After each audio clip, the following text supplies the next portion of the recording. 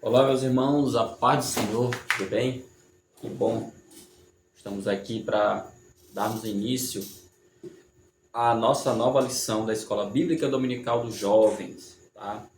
Antes de mais nada, eu quero pedir, deixa eu tirar esse bairro aqui, porque a gente está gravando, fica com umas muriçocas. Deixa eu botar para cá, enfim. Antes de mais nada, eu queria pedir, como sempre, as vossas orações, tá bom? E o apoio também. Sempre a gente está pedindo o apoio aí em relação ao nosso trabalho que nós temos feito esse ano, tá bom? Você que nos acompanha, que você possa não só, quando estiver assistindo, deixar lá de passar, curtir, tá bom?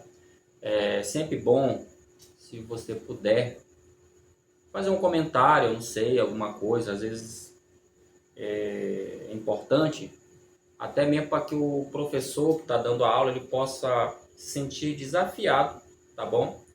E também como é que eu poderia dizer, melhorar o seu trabalho, tá bom? Então, a gente sempre pede isso, que você possa estar nos ajudando nesse sentido, além de orando, compartilhando, tá bom? Compartilha, por favor, esse vídeo.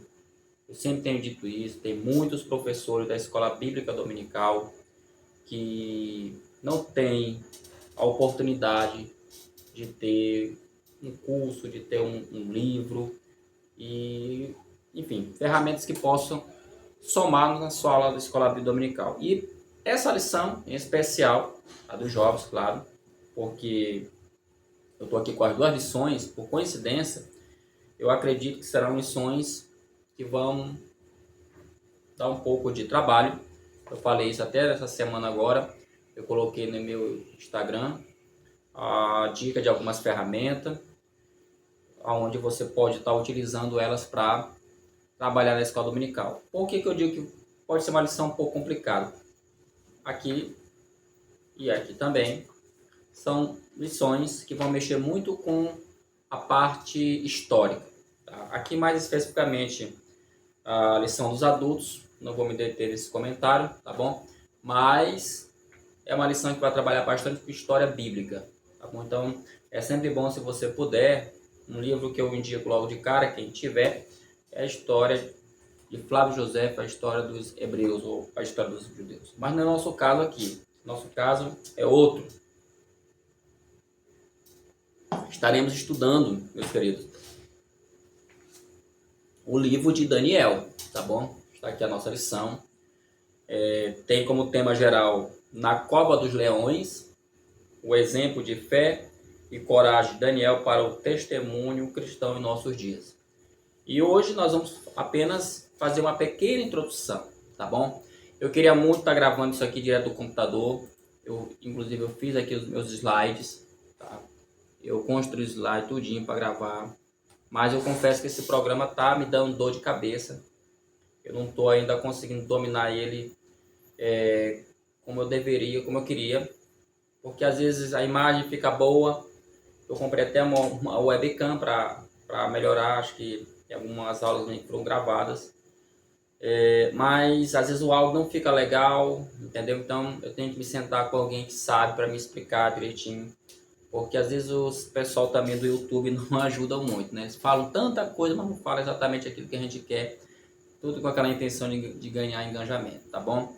Mas a gente não vai deixar aqui de trabalhar a nossa querida lição, tá bom? De maneira nenhuma. Você que não tem a lição da escola dominical, pode procurar ali a livraria da CPA dele no centro. Ou então, nos procura aqui quem tem meu WhatsApp. Eu tenho um grupo no WhatsApp de EBD, onde lá meu único objetivo é colocar material de escola dominical, botar as videoaulas, enfim, ajudar. Então você que nos assiste, que não é do grupo, quiser participar, só deixa lá teu número, tá bom? Aí no comentário desse vídeo, que eu com muito prazer vou te colocar lá e você vai se manter informado.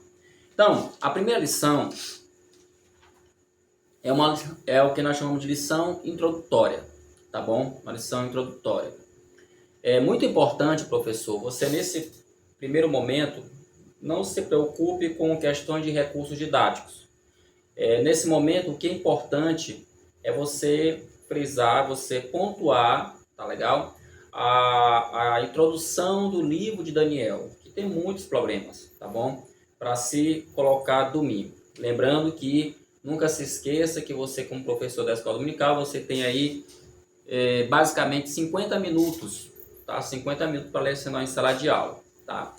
E aí a primeira lição vai tratar sobre o seguinte tema: Daniel, uma jornada de fidelidade, tá bom? Um dos personagens do livro de Daniel, parece até redundante, mas é o jovem Daniel, além dos seus amigos. Mas é bom que se diga que o livro não tem só esses personagens, e nem podemos dizer que o principal personagem do livro de Daniel é o próprio Daniel, tá? Seria até interessante você perguntar para sua turma quem é o personagem principal desse livro. Certamente muitos vão dizer que é Daniel. Do ponto de vista talvez literário ou de uma visão humana, talvez essa resposta esteja correta. Mas do ponto de vista canônico, digamos assim, tendo a Bíblia como palavra de Deus, eu penso que a resposta, não só eu, mas uma boa parte aí de estudiosos, eu penso que a resposta a essa pergunta seria Deus. Deus é o principal personagem, o principal agente do livro de Daniel. E isso vai ficar muito claro na leitura, tá bom? Isso vai ficar muito claro ao longo das lições que nós vamos estudar nesse terceiro trimestre, tá bom? A leitura bíblica em classe, ou texto bíblico, ela se encontra em Daniel, capítulo 1, do versículo 5 ao versículo 14, que diz, tá?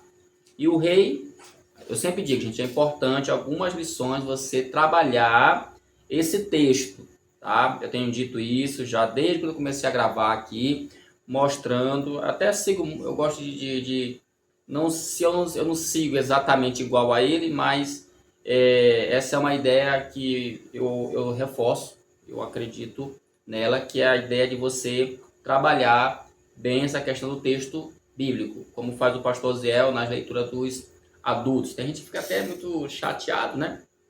Porque queria que ele lidasse, né? Diretamente logo, ou fosse direto para os tópicos da lição, mas o objetivo dele ali é um objetivo diferente. É por isso que esse trabalho aqui não é só uma aula, ele é uma espécie de complemento, tá bom? Mas vamos para frente, senão o vídeo fica longo, a gente não termina a nossa aula, tá legal? E o texto fala assim: e o rei lhes determinou a ração de cada dia, da porção do manjar do rei e do vinho que ele bebia, e que assim fossem criados por 3 anos, para que no fim deles pudesse estar diante do rei. E entre eles se achavam dos filhos de Judá, tá? Daniel, Ananias, Misael e Azarias. É bem verdade que às vezes a gente pouco conhece o nome dos 3 amigos, os nomes judeus, digamos assim, dos amigos de Daniel, tá bom? Geralmente fala de Sadraque, Mesaque e Abednego, né? Que são os nomes babilônicos que eles vão receber. Mas aqui no versículo 6, eu chamo logo a atenção, se você quiser fazer uma pergunta, né? Pode ser essa, né? Como é que eram os nomes judaicos, tá bom? Dos amigos de Daniel. Versículo 7. E o chefe dos eunucos lhes pôs outros nomes, a saber, a Daniel, pôs o de Beltesazar, e a Ananias, o de Sadraque, e a Misael, o de Mesaque, e a Azarias, de Abednego. Daqui a pouco eu vou falar mais sobre isso num livro ali. E Daniel assentou-se no seu coração, não se contaminar com a porção do manjar do rei, nem com o vinho que ele bebia. Portanto, pediu ao chefe dos eunucos que lhes concedesse não se contaminar. Ora, deu Deus a Daniel graça e misericórdia diante do chefe dos eunucos.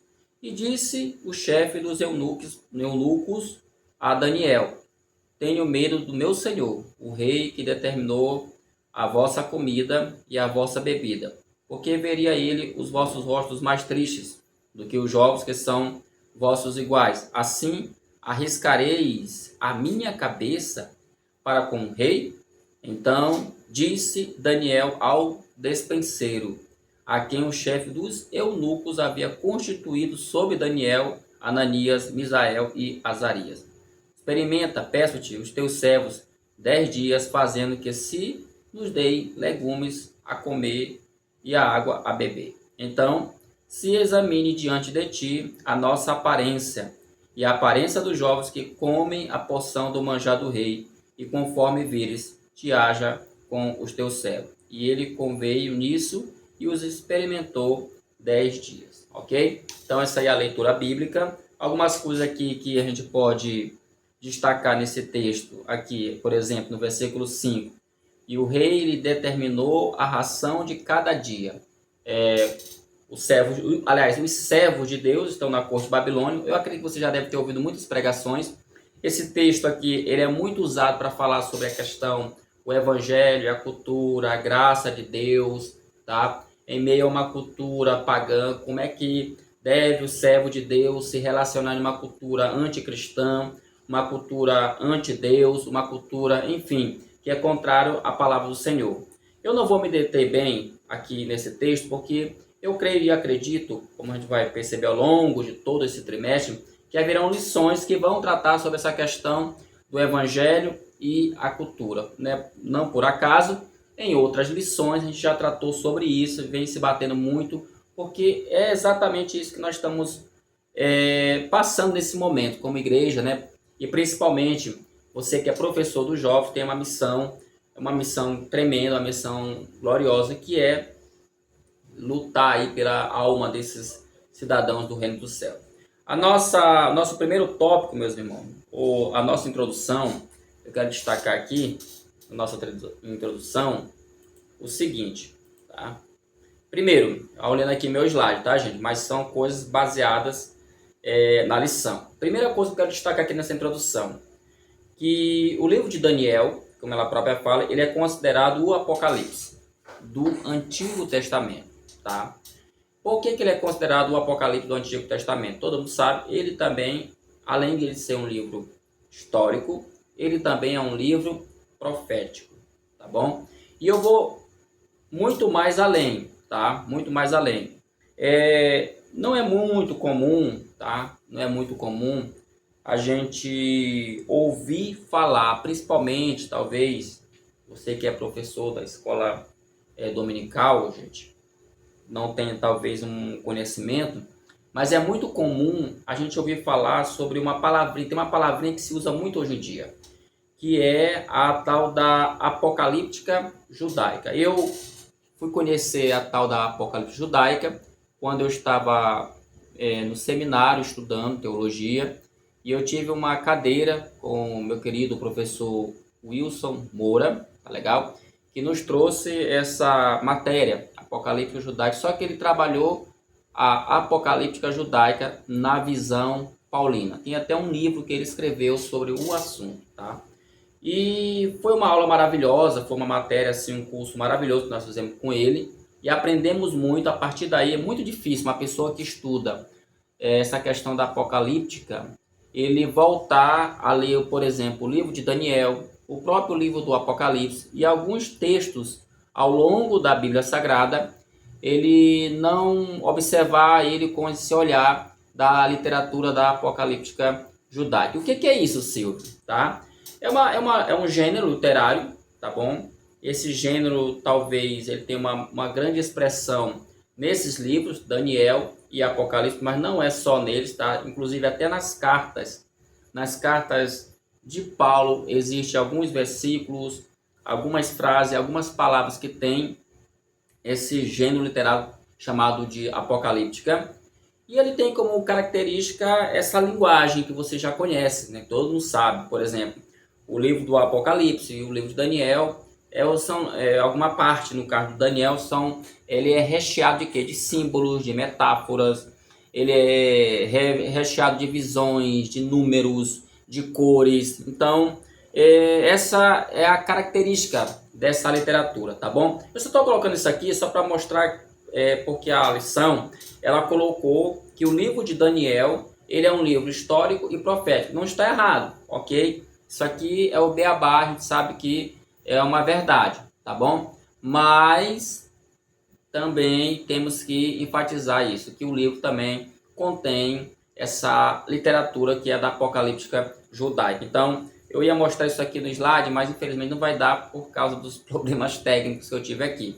Mas falando aqui, você pode pesquisar. Sempre o que eu vou falando aqui, rapaz, o Silvio falou isso aqui lá no vídeo. Eu nunca vi. O que é apocalipse judaico? Você pode botar aí na internet, que eu acredito que vai ter pessoas que vão te ensinar bastante sobre o assunto. Outra questão introdutória é falar também que esse livro, de acordo, se não me falha a memória aqui, a introdução, eu creio que é isso, ele vai se destacar e vai ser escrito no período do exílio babilônico. Tá bom? A gente vai já falar sobre essa questão do exílio babilônico, das invasões da Babilônia em Judá, mas ele é escrito no período do exílio babilônico. Tá bom? Outra coisa importante também na introdução, que ela cita, a lição é: seu testemunho de vida, no caso Daniel, nos encoraja a enfrentar as adversidades e a cultura secularizada. Você saberia diferenciar o que é uma cultura secularizada de uma cultura religiosa? Bem, para resumir a ópera aqui, né? A cultura secularizada, meus queridos, é aquela cultura que ela retira do meio dela os elementos religiosos. Não é só a questão da cosmovisão judaica cristã, não, é qualquer tipo de religião. É uma cultura mais voltada à ciência, voltada às questões dos bens materiais, enfim, à ética e por aí vai, sem a intromissão ou mesmo a existência da religião. Isso é uma cultura secularizada. E a lição fala, né? A cultura secularizada, pluralista e neopagã que predomina na sociedade ocidental contemporânea, tá bom? É um modelo de líder levantado por Deus numa cultura hostil. A gente vai ver ao longo da lição, as 13, né? Aí nós vamos observar que Daniel e seus amigos enfrentaram exatamente isso, né? Uma cultura hostil, uma cultura contrária, tá bom? E vocês sabem, gente, é exatamente o que hoje nós enfrentamos, é isso. Então, agora, gente, eu quero só chamar a atenção aqui, você, professor, não vá, pelo amor de Deus, também não vai demonizar a cultura. Eu acho que teve uma lição no trimestre passado que nós conversamos sobre isso, tá bom? É bem verdade, eu reconheço que existem culturas que são péssimas, tá? Culturas que são horríveis, mas nem por isso a gente vai deixar também de privilegiar algum tipo de cultura, até porque nós somos seres culturais, tá? Eu falei em uma lição passada, usando até o livro O Evangelho e a Cultura de Justo Gonzalez, aonde ele explica isso. O Evangelho, ele é uma manifestação cultural. Pode ser, eu posso dizer que é uma manifestação cultural divina? Posso, porque quem mandou o Evangelho foi o próprio Deus, porque entendemos que o Evangelho, que é a palavra de Deus, ela foi trazida pelo seu Filho amado Jesus Cristo, ok? E para finalizar, nós vamos agora ver que é aqui uma questão, uma visão panorâmica do livro de Daniel. Primeiro tópico vai falar sobre aliás, perdão, gente, eu estou aqui meio baralhado, né? Parece, né? Mas o primeiro tópico da lição é trabalhar sobre o livro de Daniel e o ponto 1 vai trabalhar a questão do panorama geral desse livro. Sobre isso aqui, essa questão do panorama, eu quero dar uma dica. Gente, se você não tiver em casa, mesmo que você não tenha em casa algum livro, como eu indiquei, tá bom? Eu indiquei isso aqui, porque isso aqui vai te dar um panorama, tá legal? Bíblia de estudo, se você puder dar uma olhadinha na Bíblia de estudo que você tem, Bíblia de estudo pentecostal, a Bíblia de estudo, aplicação pessoal, enfim, eu acredito que a maioria das Bíblias de estudo vai ter um pequeno panorama do livro de Daniel, tá bom? Antes de mais nada, eu queria fazer aqui uma rápida leitura com base nesse livro, se você tiver em casa, tá bom? Seria muito bom para a gente falar um pouco sobre a Babilônia, tá bom?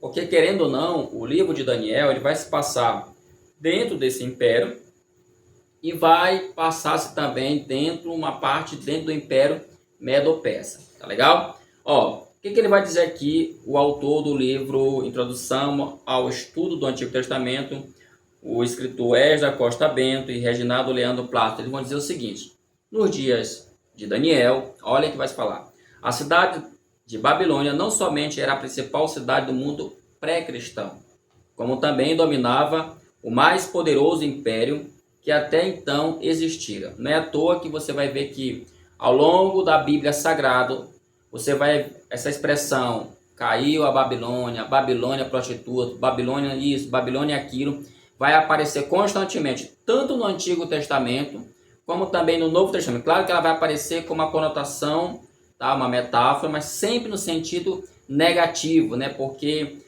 quando os autores, por exemplo, o livro de Apocalipse fala da grande Babilônia, e eles usam essa palavra porque exatamente na história da humanidade, meu povo, essa cidade ela se tornou realmente uma grande potência, tá bom? Uma grande potência. Como ele fala aqui, ó, esse império durou 70 anos. Daniel ali esteve desde a elevação até a queda do mesmo. Os reis sobre os quais Daniel viveu, isso aqui tem levantado muitas discussões, mas enfim, os reis sobre os quais Daniel viveu foram Nabopolassar, você não vai encontrar isso no texto de Daniel, que ali reinou no ano 626 a 605 a.C. Nabucodonosor, esse vai aparecer, 605 a 562 a.C. Vilmerodac, 562 a 560 a.C. Neriglissar, 560 a 556 a.C. Labassi Marduk, 566 a.C. Nabonido, 556 539 a.C. e seu filho Baltazar, que Baltazar regeu com ele o império durante os últimos anos de seu reinado, que foram poucos. É claro, gente, a gente sempre gosta de frisar, a Bíblia, eu já falei aqui em aulas passadas que a Bíblia ela não é um livro científico, ela não é um livro filosófico, ela é a palavra de Deus. Claro que ela vai ter as suas formas de escrever o texto, tá bom? Só que a gente não pode esperar também que exista uma narrativa exaustiva dos fatos que ocorreram na Terra, até porque seria impossível isso, tá, gente? Mas isso aqui tudo é baseado em pesquisas, em livros que não são só da Bíblia, tá? São chamados as fontes extras, fontes externas, tá bom, professor? Ó, ele vai falar aqui que muitas mudanças culturais e religiosas foram impostas aos judeus pelo seu exílio. Entre estas estava o surgimento do culto na sinagoga em lugar do culto no templo, e pelo menos o começo da adoção de uma nova língua, o aramaico. Olha o que ele está dizendo aqui, que vai ser aqui dentro da Babilônia, dentro do Império Babilônico, que vai começar a surgir um culto que não é um culto no templo, é um culto na sinagoga. E aí você pode observar que quando começa o Novo Testamento, tá legal? A gente se depara com essa palavrinha, sinagoga. Mas quando você está lá no Antigo Testamento, essa palavra sinagoga, ela não aparece, porque muitos vão dizer que ela vai aparecer ali no período interbíblico, que é aquela ideia do livro de Malaquias ao livro de Mateus, tem aí um espaço cronológico, eles dizem que é 400 anos de história, tá bom? Então, beleza. Nós temos aqui uma mudança, como ele falou, na questão da sinagoga, em vez do tempo, e pelo menos o começo da adoção de uma nova língua, que é o aramaico, tá? Língua do comércio e da diplomacia da época. Aí ele vai falar aqui que é por isso que o livro está escrito em aramaico, do capítulo 2, versículo 4 até o capítulo 7, versículo 28. Ele aqui já tem na verdade, eles são dois, né? Ele já tem uma opinião diferente com relação a essa questão aqui da quantidade de capítulos que foram usados para escrever o livro de Daniel, ou seja, a parte que é aramaica e a parte que é em hebraico. Então, nós temos aí o nosso primeiro subtópico, né, que vai falar sobre esse panorama, e aqui a lição vai tratar sobre os 12. Aí ele vai falar aqui, ó, os 12 capítulos do livro, tá? Percorre um longo período de história que começa com a primeira invasão babilônica ao reino de Judá. Aí eu até coloquei aqui uma pergunta, e quais foram as outras invasões? Tá bom? Outra coisa importante nessa questão do panorama geral além de falar das invasões, etc. e tal. Observe, o livro ele foi escrito com base, tá bom, no exílio babilônico. Então ele está dentro, o pano de fundo histórico do livro tem todo esse processo político, todo esse processo de guerra, de invasão. A gente vai já falar sobre isso um pouco mais, tá legal? Outra coisa interessante sobre o livro de Daniel é que na Bíblia judaica, porque assim, na Bíblia protestante, ele está classificado como um livro, como profeta maior. Veja que ele não tem nenhum tipo de outra nomenclatura. Geralmente as pessoas conhecem Daniel como profeta maior, tá? Mas quando você lê Daniel, você percebe que nem só de profecia vive Daniel. Daniel também tem a sua parte histórica, como já foi falado. Os primeiros 6 capítulos do livro tratam da parte histórica. E os últimos 6 capítulos do livro tratam de uma forma mais profética. Logo, na Bíblia hebraica, né, ele está catalogado ou classificado daquilo que eles chamam de escritos. Né? Parece assim, até algo assim inconcebível, mas é natural, até porque a nossa mente ocidental ela está acostumada com a ideia de que Daniel ele é o livro que está classificado dentro da categoria de profetas maiores. Mas na Bíblia hebraica, se você pegar um texto, se você souber ler hebraico, ou mesmo tiver em casa aquela Bíblia em português, a Bíblia judaica, tá? Você vai observar que Daniel, ele não está, a disposição dele não é igual da Bíblia protestante. Aí tem muita coisa, tá, gente? É bom lembrar que a Bíblia hebraica, ela foi escrita, como o próprio nome fala, na língua hebraica, só que ela vai sofrer uma tradução, tá bom? Alguém vai pegar ela e vai traduzir ela para o grego, é o que eles chamam de Septuaginta, ou alguns chamam ou pronunciam Septuaginta, mas o correto é Septuaginta. E aí é nessa tradução da Bíblia é que a gente vai ter algumas coisinhas que a gente segue, que é herança dessa tradução. Agora, aquela questão, isso muda alguma coisa no texto, Silvio? Claro que não muda, gente. Essa é uma questão de categoria, assim como, por exemplo, assim como a gente sabe que a Bíblia ela não tem capítulos, ela não tem versículos no seu original, e as nossas Bíblias têm capítulo e versículo, mas isso pode mudar alguma coisa? Bem, se você não fizer a leitura certinha do texto, pode até mudar o sentido que o autor quer dar para aquele texto. Mas, no geral, se for feita uma leitura correta, uma leitura realmente disciplinada, eu creio que não muda absolutamente nada. Ok? Outra coisa também que eu quero destacar nessa questão da visão panorâmica geral do livro é sobre as invasões. Geralmente, diz os historiadores que o Judá, né, digamos assim, sofreu pelo menos 3 invasões, né? Eu coloquei aqui o cenário histórico do livro Daniel, é o cativeiro do povo de Judá na Babilônia. Já fomos falar isso aqui, o livro Daniel, tá? O cenário todinho é o cativeiro da Babilônia. O livro começa depois do primeiro cerco do rei Nabucodonosor a Judá em 605 a.C., ocasião em que o monarca levou Daniel. Então, na primeira levada, no primeiro cerco, Daniel e seus amigos foram levados, ok? Depois disso, ele vai voltar, tem o primeiro cerco, Nabucodonosor, no ano 597 a.C., ele vai e leva 10.000 cativos para a Babilônia. Alguns dizem que nessa segunda leva, se não me falha a memória, nessa segunda leva estava o profeta Ezequiel, tá bom?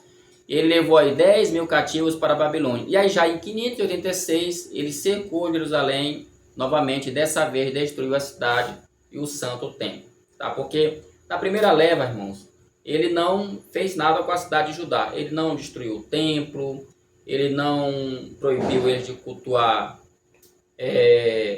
o seu Deus. A segunda também não teve nenhum problema, mas a terceira ele vai fazer isso por causa do rei de Judá, né? A gente vai ver daqui a pouco esse rei, no segundo tópico, por ele tentar desafiar o Nabucodonosor. Aí ele entrou com tudo, e aí foi a destruição tanto da cidade como também do templo.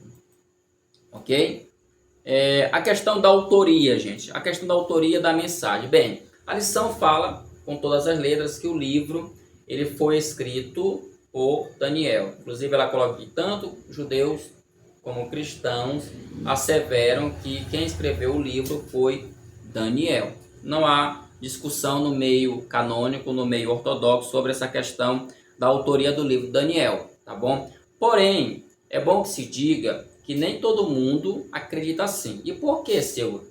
Por que existem pessoas que não acreditam que o livro de Daniel foi escrito pelo próprio Daniel? Eu anotei aqui, pesquisando aqui um site, duas respostas, dois motivos porque não se crê que Daniel foi o escritor. O primeiro, segundo essa pesquisa, diz o seguinte: em primeiro lugar, os estudiosos que não aceitam a autoria de Daniel dizem que o idioma usado na composição do livro não favorece a autoria por parte do profeta. Isso porque uma grande porção do livro foi escrita originalmente em aramaico, ao invés de hebraico. Embora o aramaico fosse amplamente usado no tempo do profeta Daniel, o livro apresenta uma forma mais recente do idioma que era usado no período ao tempo do Novo Testamento. O que ele quer dizer com isso aqui? O que eles estão querendo dizer? É que a linguagem, o aramaico, que esses estudiosos encontraram no livro de Daniel, é como se ele fosse um aramaico mais rebuscado, um aramaico, uma língua mais sofisticado, e de acordo com esse pessoal da crítica, bíblica, eles entendem que Daniel viveu num tempo muito antigo, onde o aramaico era muito arcaico, e o aramaico daquele livro não condiz com esse período antigo. Então, esse é o primeiro motivo. Segundo motivo, porque esse pessoal não crê que Daniel tenha sido o autor do livro de Daniel, tá bom? Diz o seguinte: em segundo lugar, os críticos que dizem que quem escreveu o livro de Daniel não foi o profeta Daniel, questionam o propósito das profecias do Antigo Testamento, tá? Eles alegam que ao invés de profetizarem sobre eventos de um futuro distante, os profetas geralmente estavam comprometidos em profetizar acerca das coisas que tinham implicações em seu próprio tempo e afetavam os seus contemporâneos. Como parte considerável do livro, Daniel inclui profecias que contemplavam um período muito posterior ao tempo do profeta. Os críticos consideram impossível que Daniel tenha escrito esse livro. Isso aqui é até uma piada, né, gente? Porque pode parecer ridículo o que eu vou falar, mas não é só Daniel. A gente vai ver que não é só Daniel que profetiza olhando para o futuro. Tem outros livros na Bíblia. Mas, enfim, é o argumento que eles usam, que por ele fazer um presságio olhando para o futuro, ele não está batendo com, digamos assim, a cultura dos profetas, que eles profetizavam mais para dentro do seu tempo, com a intenção de privilegiar mais o seu momento atual. Mas vamos à resposta. Eu até anotei aqui ao próprio site, tá bom? Quem quiser saber, só bota lá https://estiloadoração.com, tá bom? E quem escreveu o livro de Daniel, tá? Coloca lá. Você pode até colocar no Google lá, estilo de oração, quem escreveu o livro de Daniel, tá esse artigo lá. E aqui tem duas respostas para, digamos assim, contestar essas ideias aí de que Daniel não é o autor do livro. A primeira ele vai falar o seguinte, o site: portanto, é plenamente compreensível que a forma do aramaico presente nos manuscritos do livro de Daniel, que foram preservados e chegaram até nós, seja obra de editores posteriores que procuraram preservar os escritos originais do profeta através de uma forma mais moderna do idioma. Pronto. O que ele está dizendo aqui é natural. Eles pegaram o manuscrito e os escribas, à medida que vão fazendo a cópia, eles vão fazendo o que, gente? Eles vão copiando e, claro, eles preservam a história, eles preservam os acontecimentos, beleza? Mas é claro que eles vão usar uma linguagem mais rebuscada do seu tempo. Então, a história do aramaico, que é moderno demais, para o tempo de Daniel, ela realmente não cola. Segunda resposta: A respeito da questão do propósito do ministério dos profetas nos tempos do Antigo Testamento. De fato, na maioria das vezes, a atuação e a mensagem desses homens tinha a ver especialmente com o contexto em que eles viviam e tratavam das questões de seus contemporâneos. Mas isso não significa que toda e qualquer atuação profética estava restrita a esse propósito. Há muitas profecias bíblicas no Antigo Testamento que encontraram seu cumprimento no período muito posterior ao tempo em que foram anunciados, viu? Ou seja, ele está certo, a explicação deles aqui está certa, porque nem toda profecia no Antigo Testamento, ela foi uma profecia dada só para aquele momento. Houve muitas profecias, é porque a gente não vai aqui fazer esse estudo, mas se a gente fizer uma pesquisa, a gente vai ver que houve muitas profecias no próprio Antigo Testamento, onde elas apontavam para um momento mais à frente. Então, essa ideia aqui, essas ideias não colam de maneira nenhuma. Ok? A estrutura do livro. Já falamos aqui sobre a questão do panorama geral, falamos que esse livro foi escrito dentro do exílio babilônico, falamos aqui das invasões da Babilônia. A primeira invasão, não esqueça, a primeira invasão a Judá, Daniel e seus amigos são levados para a corte. A segunda invasão, alguns dizem que Ezequiel foi nessa segunda invasão, e na terceira invasão, Babilônia sitia a cidade, destrói o templo e acaba com tudo, tá bom? Agora, vamos falar um pouco sobre a estrutura e peculiaridade deste livro, né? A peculiaridades, ou no plural, né? Peculiaridades desse livro. A primeira dela, eu até já falei, ele é um livro histórico, tá? E também um livro profético. Acho que isso aqui não tem nenhuma dificuldade de entender. Outra característica desse livro é que o livro de Daniel, embora seja considerado um profeta, Daniel não profetizou diretamente ao povo. Interessante isso, né? Você vê Isaías, você vê Ezequiel. Por isso é que o livro, lá na categoria da Bíblia hebraica, ele não tem essa mesma ideia que nós temos de ele ser um profeta maior. Porque é diferente, gente. E o que ele fala aqui é interessante. Ó, uma das peculiaridades do livro de Daniel, tá na lição isso, tá? E que, embora seja considerado um profeta, Daniel não profetizou diretamente ao povo como outros profetas do Antigo Testamento. Em vez disso, ele serviu como um conselheiro e intérprete de sonhos e visões para reis e governantes da Babilônia. Veja que o ministério dele foi totalmente diferente. Você não vê Daniel assim, profetizando como foi Jeremias, como foi Ezequiel, como foi outros profetas aí no Antigo Testamento. Outra característica notável deste livro é o uso de línguas diferentes. Isso aqui, gente, me chamou bastante atenção, porque eu não vou mentir não. Até um tempo atrás, o que eu ouvia falar, eu nunca parei para analisar, mas depois dessa informação da lição, eu fui buscar algumas pesquisas. O próprio livro aqui do pastor escritor Esdras Costa Bento e do Reginaldo Leandro Plácido, eles vão afirmar isso também, como também outras obras que eu tenho aqui do Antigo Testamento, de que de fato isso aqui pode ser realmente considerado real. Ó, como eu falo aqui, outras características notáveis deste livro é o uso de duas línguas diferentes. A maior parte do capítulo 2 ao capítulo 7 está escrito em aramaico. Os capítulos em diante, né, que vão até o 12, estão escritos em hebraico. Agora, por que tem essa capítulo 7 a 12, né? Por que existe essa diferença? Tá? Por que existe uma parte do livro em aramaico, outra parte em hebraico? Alguns vão dizer que o motivo do livro estar dividido assim é porque, como eles estavam na Babilônia, e a própria lição que vai falar sobre isso, está começando a se desenvolver o quê? A língua, o aramaico ali dentro daquela cultura. Mesmo que era uma coisa que eles usavam em transações comerciais, etc. tal, mas vai se fazer valer dentro de uma cultura, tá bom? Inclusive, no tempo de Jesus, alguns defendem com unhas e dentes que a língua que Jesus falava era o aramaico, tá bom? Mas quando eles,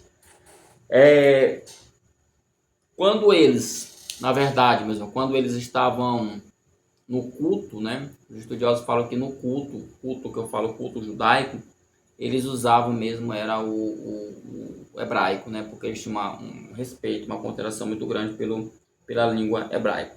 Então, gente, esse é o primeiro tópico da lição.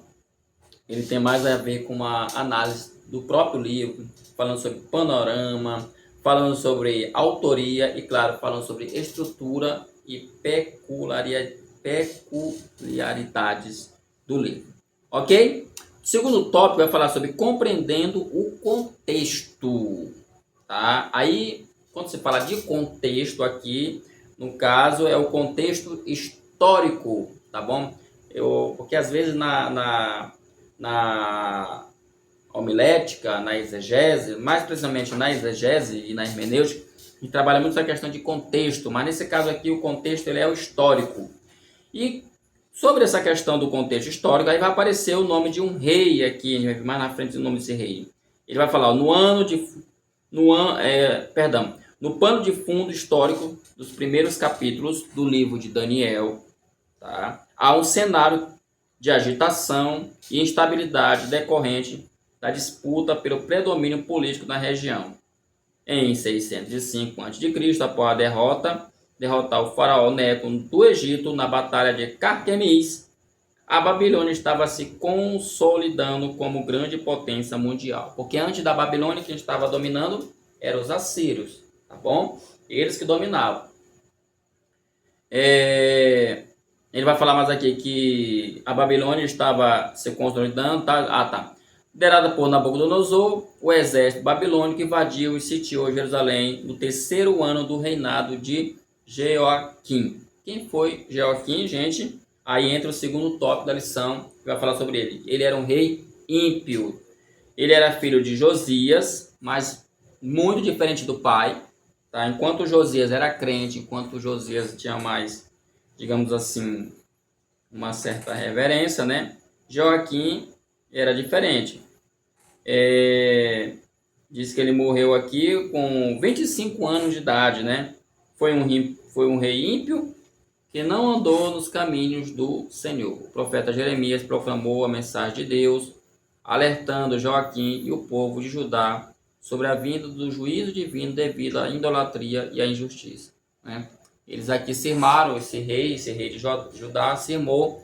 Ele poderia, aqui vai falar do nome do cidadão, né, do artista, né, de que achou que ele poderia bater de frente com Judá. E aí Deus vai levantar Jeremias, vai falar para eles não lutarem, para eles aceitarem o cativeiro, que seria melhor para eles, mas eles resolveram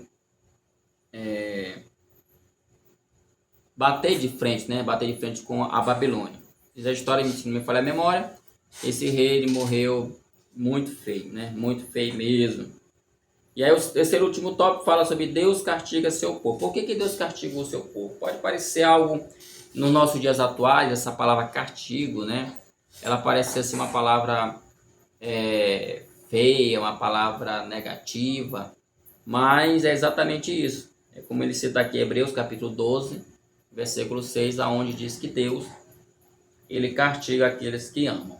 Tá bom, gente? Então esse segundo tópico aqui, ele não tem muito mistério, é a parte histórica do lado da... Porque assim, o primeiro tópico, ele fala aqui uma parte histórica, mas ele fala muito do ponto de vista da Babilônia, tá? Já o segundo tópico, não, ele fala sobre o ponto de vista mais do povo de Deus mesmo, ali do povo de Judá. É bom lembrar, irmão, que nessas alturas do campeonato, a Samaria, Israel, já tinham se levado cativo há muito tempo. Eles foram aí os primeiros a ser levado cativo. Agora, o Nabucodonosor com seu império estava se passando para a Babilônia. E aí o terceiro tópico, irmão, para fechar, fala a relevância, né? A relevância do livro de Daniel para os nossos dias. Tá? É importante ler o livro de Daniel? Sim ou não? Claro que é importante. Gente, deixa eu só pontuar uma coisa aqui que eu me lembrei agora. No livro da Igreja Católica, se você tiver em casa uma Bíblia Católica, eu acredito que você já ouviu falar, né? Já ouviu falar.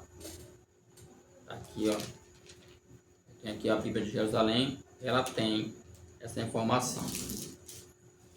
Nós temos nossa Bíblia canônica, né, protestante, E existe aí a Bíblia também canônica, claro, né? A Bíblia canônica, que é a Bíblia dos católicos também, né? No que tange, né, a questão do livro de Daniel, na Bíblia católica, ela vai ter aqui capítulo 12, né? Aí vem aqui o capítulo 13, que tem Susana e o julgamento de Daniel. Capítulo 14, Bel e o dragão, tá? Eu aconselho-te, professor da IBD, se você tiver uma Bíblia católica em casa, seja qual for ela, seja a Jerusalém, seja a pastoral, seja a Bíblia Ave Maria, seja a Bíblia, parece que o Peregrino, enfim, tem muitas Bíblias também. Eu te aconselho você ler o capítulo 13 e o capítulo 14 de Daniel nessa Bíblia. Não tem na Bíblia protestante, e vai vir a pergunta: por que na Bíblia católica eles têm e na Bíblia protestante não tem? Porque aqui vai o mesmo comentário que se usa para quando a gente fala da questão dos livros apócrifos, né? Ou seja, os livros ocultos, tá? Nós protestantes, de uma forma muito assim, muito a grosso modo, nós protestantes não aceitamos Daniel capítulo 13, Daniel capítulo 14, assim como 1 Macabeus, 2 Macabeus, Tobias, Judite, tá? E outros mais, a gente não aceita como livro sagrado, preste atenção, como livro sagrado, ou seja, livro canônico, porque, de acordo com os nossos estudiosos dessa ala, desse ambiente aqui, eles entendem que a Bíblia hebraica, porque o texto original foi escrito em hebraico, tá? Não contém nenhum desses livros, além de que também eles não fazem nenhuma referência a estes livros, tá? Então, Silvio, qual a importância então de eu conhecer esse livro? É como eu acabei de falar. É só uma questão de conhecimento, tá bom? De conhecimento, mas não dá para considerar como palavra de Deus. Até porque isso aqui foi aprovado em um concílio católico chamado Concílio de Trento, tá bom? E aí você pode estar pesquisando na internet sobre o Concílio de Trento, aonde esse concílio, dentre muitas, né, regras que eles aprovaram, entre elas está essa regra de que deveria se aceitar os livros apócrifos como livros sagrados, assim como os outros também, ou seja, e para eles esses livros têm um peso de palavra de Deus, tá bom? É só uma curiosidade que eu queria aqui pontuar, beleza? Então o terceiro tópico fala sobre a relevância do livro em nossos dias. Um livro para todas as épocas. Observe que esse primeiro subtópico ele vai tratar de um assunto interessante, quando ele fala um livro para todas as épocas, porque Daniel enfrentou em seu tempo, com seus amigos, e um monte de crente que tinha ali naquela Babilônia, momentos difíceis, né?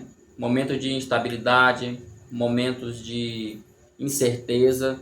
E ele vai citar aqui que, da mesma forma, nós também enfrentamos. Quem não lembra aí de 2020, tá? 2020, a temida, né, pandemia, né? A pandemia que levou, né, caçou, dizimou muitas pessoas, muitas vidas, muitos parentes, né, se foram nesse período, um mundo incerto, só se ouvia palavras negativas, a questão financeira, a questão política, enfim, tudo ficou assim meio bagunçado, né?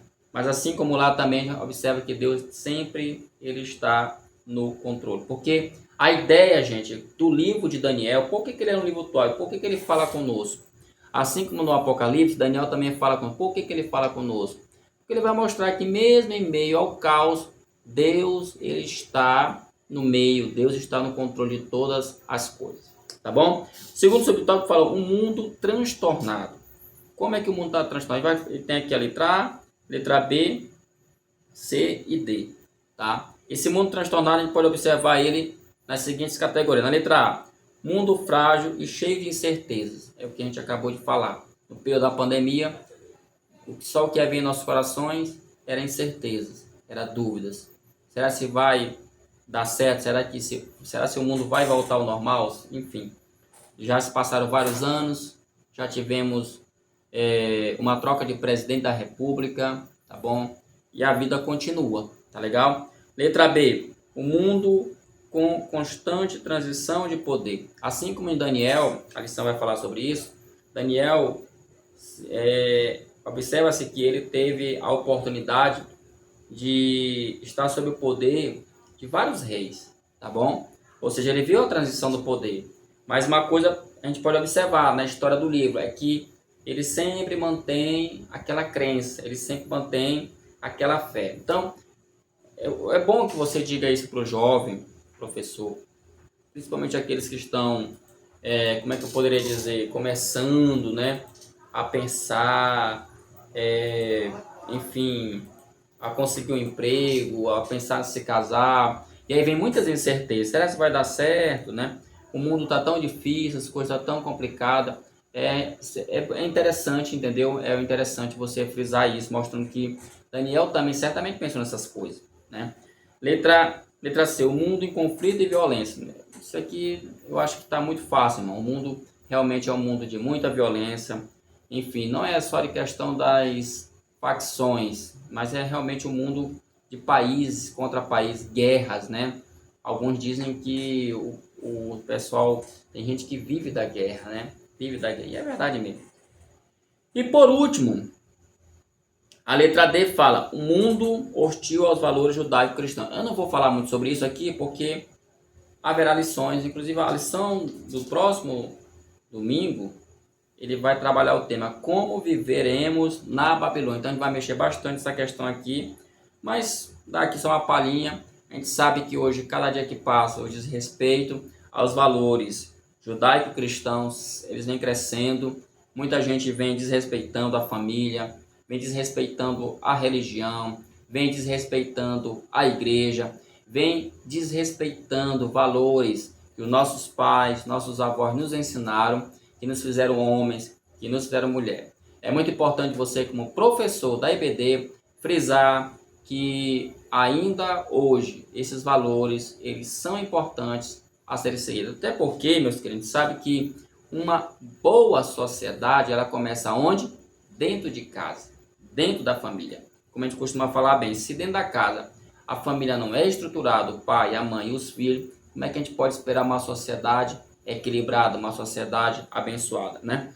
E por último, né? Terceiro subitem fala devoção e testemunho público, né? A inspiração do livro de Daniel vai além da devoção pessoal. Seu testemunho nos mostra que a sua convicção não estava confinada ao ambiente privado. Ou seja, em outras palavras, Daniel sabia o que estava fazendo, tinha convicção e, enfim, o compromisso dele, meus irmãos, vou falar aqui, o compromisso dele era com Deus, tá bom? Então, gente, essa é a lição, esses dois últimos tópicos, tá? Principalmente o terceiro tópico não são tão complicados, mas o primeiro tópico é muito importante, professor, você fazer esse panorama, falar da data, a questão da autoria, o ambiente histórico em que o livro ele nasce. Lembre-se, ele nasceu dentro do exílio babilônico.